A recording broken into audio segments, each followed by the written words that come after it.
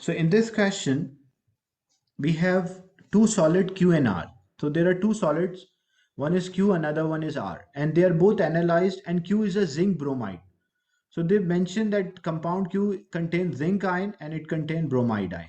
So they already mentioned or give us the ions. Tests were carried out on each solid. So first what we did, we test on solid Q. So when we carried out the test on solid Q, first a solid Q was dissolved in a distilled water. So we dissolved this solid Q in a distilled water, and solution was divided into three test tubes, three portions, and all the test tube contain this compound Q, which is a zinc bromide. All the test tube contains zinc ion and bromide ion. To the first test tube, we add aqueous sodium hydroxide, drops of. So if we add sodium hydroxide, what is the observation? If we add sodium hydroxide, if the compound contains a zinc, there is a zinc present, and we add drops of sodium hydroxide. So what is the observation? What we will see? We will see white PPT or white precipitate. So we will write here that what we'll observe, or what we'll see, we'll observe white PPT, white precipitate. Then excess of sodium hydroxide is added, like we add more than enough, more than what we need. So when excess is added, first it will form a white precipitate, but then in excess what we'll observe the precipitate dissolve and it will form a colorless solution. So the first part, we'll write white PPT or white precipitate.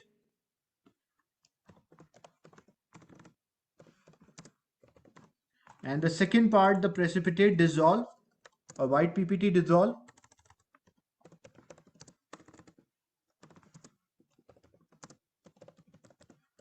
To form colorless solution.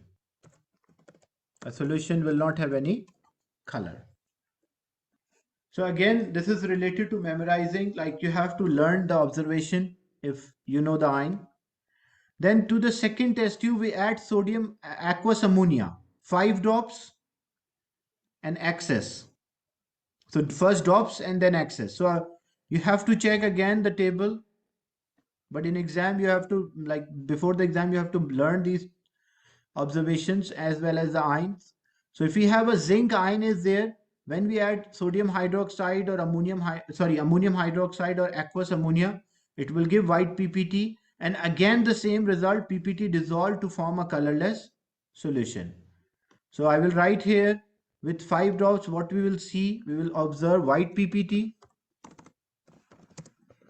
and in excess the PPT dissolve or white PPT dissolve or white precipitate dissolve to form colorless solution.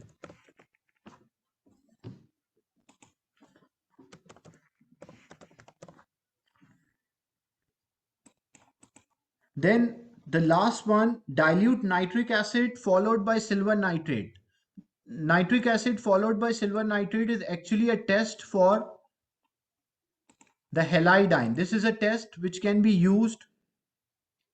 This is basically a test which can be used to identify 3 ions. It can be used to identify chloride ion, bromide ion, or iodide. If the chloride ion is there, it will give white PPT. If bromide ion is there, it will give cream color precipitate. And if iodide ion is there, it will give yellow PPT. But in the question, they already mentioned that the compound Q contain 2 ions. One is the zinc ion, another one is a bromide ion. So because there is a bromide ion, so what we will observe, what we will see, we will observe cream color precipitate. So this is from the test for the negative ions, as you can see here. When we test these negative ions, the halide ion, what we do, we add nitric acid, first nitric acid followed by silver nitrate.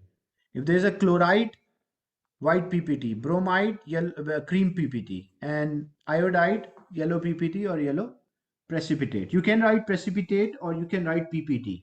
In exam as well, it does not make difference.